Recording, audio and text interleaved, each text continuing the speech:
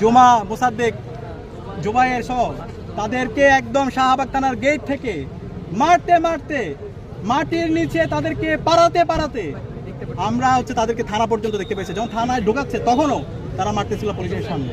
এটা কি বাংলাদেশ রাষ্ট্র? এটা কি আমাদের মাননীয় প্রধানমন্ত্রী বলেছেন আই হ্যাভ এ প্ল্যান, এই ক্যাম্পাসের মধ্যে নির্বাচিত প্রতিনিধি শিক্ষার্থী নাগরিকদের উপর এইভাবে 28 অক্টোবরের মতো সাপের মতো করে শিক্ষার্থীদেরকে পিটানো?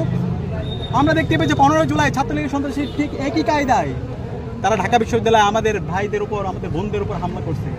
ছাত্র দলের সন্ত্রাসীদেরকে বলতে চাই, আপনারা আগুন নিয়ে খেলছেন, আগুন নিয়ে খেলবেন না, বরদাস্ত করবে না বাংলাদেশ। আমরা সাবধান করছি, হুঁশিয়ার করছি।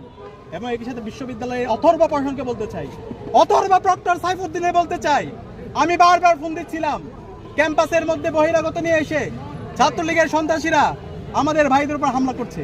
বিশ্ববিদ্যালয়ে ভিসিকে ফোন দিচ্ছিলাম, তারা কেউ ফোন ধরছে না।